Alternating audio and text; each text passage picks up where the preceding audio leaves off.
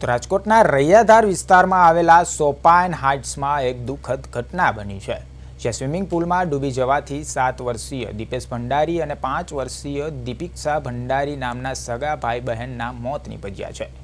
આ ઘટનાની બનતાની સાથે જ તેમની નેપાળી પરિવારમાં શોકનો માહોલ સર્જાયો ગયો હતો। બંને બાળકોના અચાનક મોતથી પરિવારજનો પર દુઃખનો પહાડ તૂટી પડ્યો છે।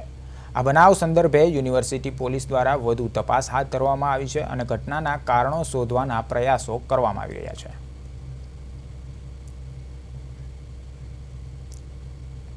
મામલામાં તો જાણવા એવું મળેલું છે કે 3:30ની આસપાસ બંને બાળકો ડૂબી ગયેલા એવી રીતના જાણ મળેલી હતી, પણ તેની બહાર કાઢતા ટ્રીટમેન્ટ ઘણી બધી કરેલી, પણ શક્ય એટલી બધાએ કોશિશ કરેલી પણ એનો જીવ ન બચાવી શક્યા અને 108ની ટીમ દ્વારા અમે સિવિલ હોસ્પિટલે ખસેડેલા છે અને ત્યાંથી અમને સમાચાર મળેલા છે બંનેની